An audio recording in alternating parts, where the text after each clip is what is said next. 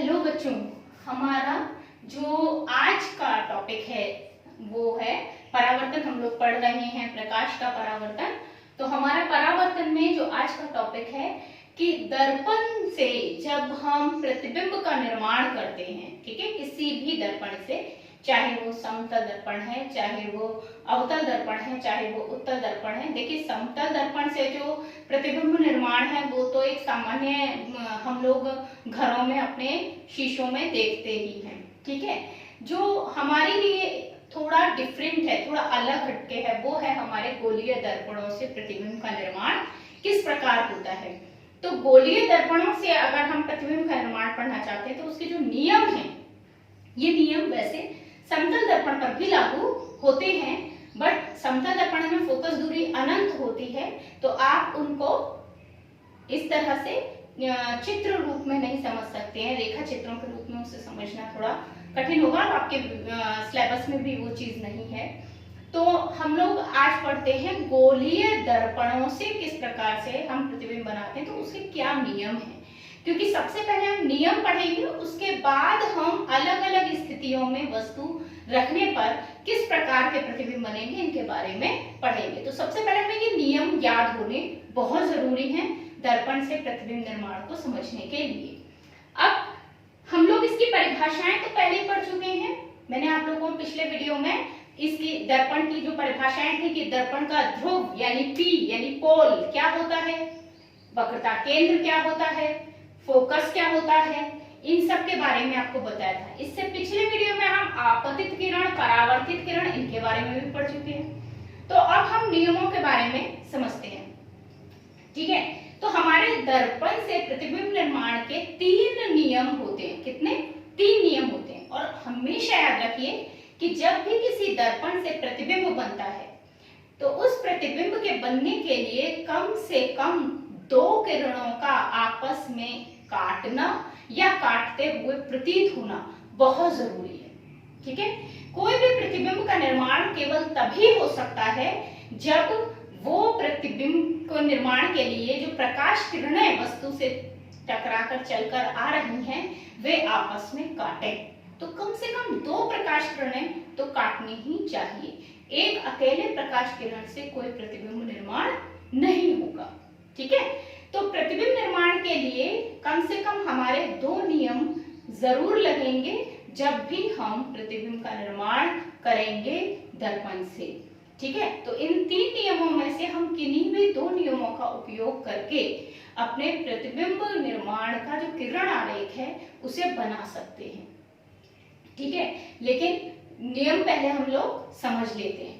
तो नियम क्या है? 3 नियम है। मैं बारी बारी से तीनों नियम आपको समझाऊंगी। सबसे पहला नियम जब मैं बात करती हूँ तो सबसे पहला नियम क्या कहता है दर्पण का? दर्पण की मुख्य अक्ष आपको याद होगी कि दर्पण के वक्रता केंद्र और ध्रुव को मिलाने वाली रेखा, वो रेखा जिस पर ध्रुव भी स्थित है, जिस पर वक्रता केंद्र भी स्थित है, जिस पर फोकस भी स्थित है, ये सभी बिंदु इस रेखा पर स्थित हैं, ठीक है। अनलिमिटेड है, इसकी लंबाई कितनी भी हो सकती है, अनंत भी हो सकती है। तो दर्पण की जो मुख्य अक्ष है, इस मुख्य अक्ष के समांतर प्रकाश किरण, समानांतर याद होगा आपको, समानांतर का मतलब समान अंतर पर, ठीक है। एक ऐसी प्रकाश किरण जो बिल्कुल मुख्य अक्ष की तरह ही है, बस उससे कुछ दूरी पर है और हमेशा उससे बराबर दूरी पर ही रहती है। तो मुख्य अक्ष के समांतर प्रकाश किरण जब दर्पण पर आपतित होती है, दर्पण पर टकराती है, तो क्या होता है? परावर्तन के बाद हमेशा फोकस से होकर जाती है। अब आपको यहां मैं दोनों दर्पणों की स्थिति दिखाती हूं कि उत्तल दर्पण में क्या होगा और अवतल में क्या होगा। ये मैं आपको पहले भी बता चुकी हूं कि हमारा अवतल दर्पण है जिसके बाहर की तरफ पॉलिश है, और ये हमारा उत्तल दर्पण है जिसके बाहर अंदर की तरफ पॉलिश है, ठीक है। तो अवतल दर्पण में बाहर की तरफ पॉलिश होने की वजह से अंदर का भाग, जो अंदर धंसा हुआ भाग है, वो एक परावर्तक तल की तरह काम करता है। जबकि उत्तल दर्पण में जो अंदर की तरफ पॉलिश है, तो इसे बाहर की तरफ का जो भाग है वो एक परावर्तक तल की तरह काम करता है, ठीक है। तो अवतल दर्पण में जब हम प्रकाश किरण डालते हैं तो वो वास्तव में उससे टकराती है, जो द्वारक है उससे टकराती है परावर्तक तल से, और टकराकर फिर वो कैसे जाएगी, फोकस से होकर जाएगी। यहाँ मैंने आपको ब्लू लाइन और रेड लाइन से रिप्रेजेंट किया है, नीली रेखा और लाल रेखा से रिप्रेजेंट किया है। नीली रेखा में आप देख रहे हैं एरो का साइन जाने वाला है, यानी ये आपतित किरण को दिखा रहा है, और लाल रंग की लाइन से मैंने आपकी परावर्तित किरण दिखाई है कि जो वापस टकराने के बाद लौटकर आ रही है। तो किससे होकर जा रही है, वो फोकस से होकर जा रही है। ठीक है, तो अवतल दर्पण में मुख्य अक्ष के समांतर प्रकाश किरण टकराने के बाद दर्पण से या परावर्तन के बाद मुख्य अक्ष के समांतर फोकस से होकर जाती है। ठीक है, अब हम उत्तल की अगर बात करते हैं तो उत्तल में फोकस उस तरफ होता है जहां पॉलिश होती है। ठीक है, तो ऐसा तो हो ही नहीं सकता है कि प्रकाश किरण हमारे परावर्तक जो तल है उससे अवशोषित हो जाए, उसको पेनिट्रेट कर दे, उसको भेद दे और अंदर चली जाए, ये तो पॉसिबल है ही नहीं। तो हम क्या करते हैं उत्तल दर्पण में, उत्तल दर्पण में प्रकाश किरण जो मुख्य अक्ष के समांतर है आपतित हो रही है, वो टकराकर लौटती तो है, लेकिन अगर हम पीछे उसको मिलाने की कोशिश करें तो ऐसा प्रतीत होता है कि वो फोकस से आ रही है। तो आप देखिए ये जो प्रकाश किरण है ये जा तो रही है टकराकर, काम तो सिर्फ इतना है कि यहाँ से यूं टकराई और यूं वापस लौटी, लेकिन अगर हम इसे पीछे मीट करें, पीछे मिलाने का प्रयास करें तो ये फोकस पर मिलती हुई हमको प्रतीत होती है। ऐसा लगता है कि ये फोकस से चलकर आ रही है। ठीक है, तो ये नियम अवतल में भी है, ये नियम उत्तल में भी है। नियम एक ही है कि दर्पण की मुख्य अक्ष के समांतर प्रकाश किरण परावर्तन के बाद सदैव फोकस से होकर जाएगी दर्पण के, लेकिन अवतल में वो वास्तव में जाएगी, उत्तल में वो वास्तव में नहीं जाएगी। बस हमें आभासी रूप से ऐसा लगेगा कि वो फोकस से चलकर आ रही है। ठीक, अब हम दूसरा नियम देखते हैं। दूसरा नियम है दर्पण के फोकस से जाने वाली प्रकाश किरण परावर्तन के बाद सदैव मुख्य अक्ष के समांतर हो जाती है। हम जब इस नियम की बात करते हैं तो ये जस्ट पहले नियम का उल्टा है। आप देखिए पहले नियम में क्या था, मुख्य अक्ष के समांतर प्रकाश किरण फोकस से होकर जा रही थी परावर्तन के बाद। इसमें क्या है, फोकस से जाने वाली प्रकाश किरण मुख्य अक्ष के समांतर हो जाएगी परावर्तन के बाद। तो आप देखिए जस्ट एक दूसरे के उल्टे ही बन रहे हैं कि अगर फोकस से कोई प्रकाश किरण आ रही है, देखिए यहाँ ब्लू लाइन से जो दिखाई गई है वो प्रकाश किरण फोकस से होकर जा रही है। ठीक है, जाने का चिन्ह दिखाने के लिए हम एरो को दर्पण की तरफ लगाएंगे, तो हमारा हो गया जा रही है प्रकाश किरण, और जो रेड लाइन से दिख रही है आपको दिखाई दे रहा है रेड लाइन से कि दर्पण से टकराने के बाद वो परावर्तित हुई और परावर्तित होकर वो मुख्य अक्ष के क्या हो गई है, समांतर हो गई है। ठीक है, अब बात करें अगर हम उत्तल लेंस की, तो अवतल में तो ये वास्तव में हुआ, उत्तल में अभी भी ये काम कैसे होगा। उत्तल दर्पण में फोकस से जाने वाली प्रकाश किरण कैसे कहेंगे, उसमें प्रकाश किरण आती तो ऐसे ही है, बट हम अगर उसको पीछे मीट करें तो वो हमें सीधी सीधी फोकस की ओर जाती हुई प्रतीत होगी, यानी वो प्रकाश किरण फोकस से निकलने वाली ही मानी जाएगी। तो वो प्रकाश किरण फोकस से, ठीक है ना, जाने वाली देखिए पीछे की तरफ मिलाने पर ये फोकस से आती हुई दिखाई दे रही है कि ये फोकस की तरफ आ रही है। तो ये प्रकाश किरण जो आपतित हो रही है ब्लू लाइन से दिखाई दे रही है, ये जब उत्तल लेंस पर टकराएगी, उत्तल दर्पण पर टकराएगी तो उत्तल दर्पण से टकराकर मुख्य अक्ष के समांतर हो जाएगी। ठीक है, दोनों स्थितियां क्लियर हो गई। ठीक है, इसमें क्या था, मुख्य अक्ष के समांतर प्रकाश किरण परावर्तन के बाद फोकस से जा रही थी, इसमें फोकस से जाने वाली प्रकाश किरण बाद में मुख्य अक्ष के समांतर हो गई। समझ में आ गई बात।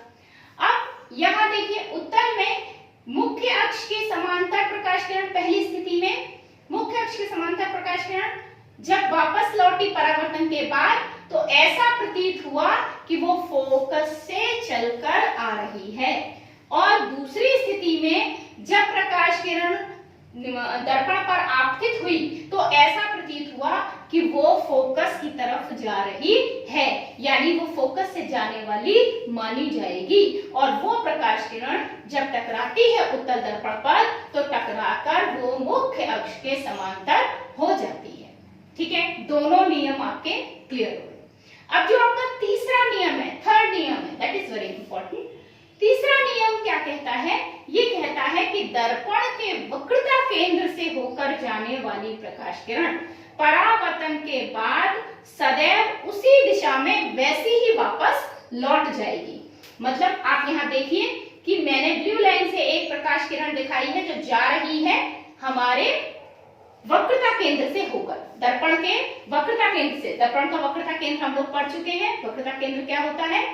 कांच के जिस खोखले गोले से दर्पण को निकाला जाता है, काटा जाता है, उस गोले का केंद्र वक्रता केंद्र कहलाता है। तो ये बात हमेशा याद रखिए कि जो गोला होता है ना, जो ये हमारा सर्कल होता है, इस सर्कल में जो केंद्र होता है, केंद्र से अगर आप कहीं भी, ठीक है ना, इस तरीके से मिलाते हैं परिधि को, ठीक है ना, कभी भी मिलाते हैं तो वो हमेशा स्पर्श रेखा पर लंब बनाती है, 90 डिग्री का कोण बनाती है। 90 डिग्री का कोण बनने के कारण ये हमेशा क्या होगा? ये हमेशा आपका जब भी ये टकराएगी तो क्योंकि ये अभिलंबवत आपतन हो गया आपका, यहाँ पर अगर हम एक स्पर्श रेखा खींचना चाहें तो ये 90 डिग्री का कोण है। ये बिल्कुल आपको याद होगा, मैंने बताया था कि अगर अभिलंबवत आपतन होता है तो प्रकाश किरण एज इट इज वापस लौट जाती है। अगर आपने दर्पण पर सीधी दिशा में प्रकाश डाला, तिरछा प्रकाश नहीं डाला, तो वो सीधा ही वापस लौटेगा। मैंने आपसे प्रयोग करने को भी कहा था कि आप अपने घर में ये प्रयोग करके देख सकते हैं कि दर्पण पर आप टॉर्च की लाइट डालें और अलग अलग एंगल से डालें और देखें कि अलग अलग जो आपके सामने, आप एक दीवार रख सकते हैं या आप अपना एक कोई बोर्ड रख सकते हैं या कुछ भी ऐसा रखकर, और वहां आप छोटा सा एक निशान बना करके ये चेक कर सकते हैं, या आप पेपर पे कर सकते हैं ये काम कि उसकी जो रोशनी है वो कहाँ जा रही है। तो जब आप सीधा प्रकाश डालेंगे तो रिमेंबर, आपकी जो परावर्तन के बाद प्रकाश किरण है वो उसी दिशा में, उसी पॉइंट पर आ जाएगी जहां से आपने प्रकाश डाला होगा। तो जैसे ही प्रकाश हमने डाला, जैसे ही प्रकाश किरण आपतित हुई, वैसी ही, अब आप रेड लाइन से देख रहे हैं कि वो वैसी ही वापस लौट कर भी आ रही है, बिल्कुल वैसी ही उसे टच करते हुए, ठीक है ना। तो ये अभिलंबवत आपतन होता है। ऐसे ही हम अगर उत्तल में बात करें तो उत्तल में हमारी प्रकाश किरण, क्योंकि वक्रता केंद्र उस तरफ है जहां पॉलिश है, तो हमारी पेनिट्रेट तो नहीं करेगी, भेदेगी तो नहीं, बट प्रकाश किरण अगर ऐसे आपतित हो कि वो अंदर वक्रता केंद्र पर मिलती हुई प्रतीत हो, हमें ऐसा लगे कि ये वक्रता केंद्र पर ही मिल जाएगी। यहाँ अगर मैं एक स्पर्श रेखा आपको खींचकर दिखाऊं तो 90 डिग्री के एंगल पर आएगी, ठीक है। तो ये टकराएगी और अंदर हमें ऐसा लगेगा कि ये कहां से चलकर आ रही है या किस तरफ जा रही है? वक्रता केंद्र की तरफ जा रही है। जो प्रकाश किरण आपतित हो रही है वो वक्रता केंद्र की तरफ जा रही है और जो वापस लौट कर आ रही है वो वक्रता केंद्र से लौट कर आ रही है, ऐसा हमको प्रतीत होगा। तो आप देखिए उत्तल दर्पण में आप सभी स्थितियों में आभास कर रहे हैं, आप अपनी वास्तविकता में नहीं देख रहे इस चीज को। किरणें वास्तव में वहां से आती या जाती प्रतीत नहीं हो रही, केवल हमें उनका क्या हो रहा है? आभास हो रहा है। यही वजह है कि उत्तल दर्पण से जितने भी प्रतिबिंब बनेंगे वो कैसे होंगे? आभासी, ठीक है। और अवतल में आप देखिए, अवतल में आप जब भी देख रहे हैं प्रकाश किरण जा रही है, आपतित हो रही है और वास्तव में वापस लौट भी रही है, दिखाई दे रही है लौटती हुई साफ साफ। तो क्योंकि इसमें ये सब काम वास्तव में हो रहा है, इसलिए अवतल दर्पण में हमेशा वास्तविक प्रतिबिंब प्राप्त होंगे, केवल एक स्थिति को छोड़कर, वो हम बाद में डिस्कस करेंगे कि कौन सी वो स्थिति है जब अवतल दर्पण भी वास्तविक की जगह आभासी प्रतिबिंब बनाएगा। हाँ, अब एक शब्द जो आपके सामने समझने लायक है वो है कि ये वास्तविक प्रतिबिंब और आभासी प्रतिबिंब है क्या, और अगर इनके बीच में कोई अंतर है तो वो क्या अंतर है, हम कैसे पहचाने कि एक प्रतिबिंब वास्तविक है या आभासी। सामान्य तो मैंने आपको बता ही दिया कि प्रकाश किरण जब वास्तव में काटेंगी तो वो वास्तविक प्रतिबिंब बनाएंगी, और जब केवल हमें आभास होगा तो वो आभासी प्रतिबिंब बनाएंगे। जो वास्तविक प्रतिबिंब होते हैं वो याद रखिए हमेशा उल्टे बनते हैं। वस्तु अगर हमारी ऐसे रखी है तो हमारा प्रतिबिंब ऐसे बनेगा, ठीक है। तो ये हमारा होता है वास्तविक प्रतिबिंब के लिए। वास्तविक प्रतिबिंब में अगर वस्तु ऐसे रखी है तो हमारा प्रतिबिंब क्या बनेगा, उल्टा बन जाएगा। तो अगर आपको उल्टा प्रतिबिंब प्राप्त हो रहा है तो समझ जाइए कि मोस्ट प्रोबेबली मतलब है कि वो किरणें वास्तव में काट रही थी। आभासी प्रतिबिंब हमेशा सीधे होते हैं, जैसी वस्तु वैसा ही प्रतिबिंब। हाँ, छोटा बड़ा हो सकता है, बराबर हो सकता है। जैसे आपके घर में जो समतल दर्पण है, जो शीशा है, उसमें सीधा ही दिखाई देता है, जैसे आप सीधे खड़े हो तो सीधा ही दिखाई देता है। तो वो आप कौन सा प्रतिबिंब देख रहे हो, आभासी प्रतिबिंब देख रहे हो। वहां किरणें अंदर प्रवेश नहीं करती दर्पण के, केवल हमें आभास होता है कि अंदर वो एक दूसरे को काटेंगी, ठीक है। तो ये हमारे वास्तविक और आभासी प्रतिबिंब के बीच में अंतर है, ठीक है। प्रतिबिंब कब बनेगा, जब कम से कम दो प्रकाश किरणें एक दूसरे को काटेंगी परावर्तन के बाद दर्पण से, ठीक है। तो यहाँ ये सारी चीजें हमारी क्लियर हो गई हैं। प्रतिबिंब आपको समझ में आ गया होगा। इन 3 नियमों में से कोई 2 नियम हम लगाएंगे, तब हम दर्पण से प्रकाश के परावर्तन को समझ पाएंगे, ठीक है। तो यहाँ तक के लिए इतना ही आज के लिए। आप इसे अच्छे से समझ लीजिए, नोट कर लीजिए, याद कर लीजिए, क्योंकि हम अपने नेक्स्ट वीडियो में स्टार्ट करेंगे कि अवतल दर्पण से किस प्रकार प्रतिबिंब बनते हैं।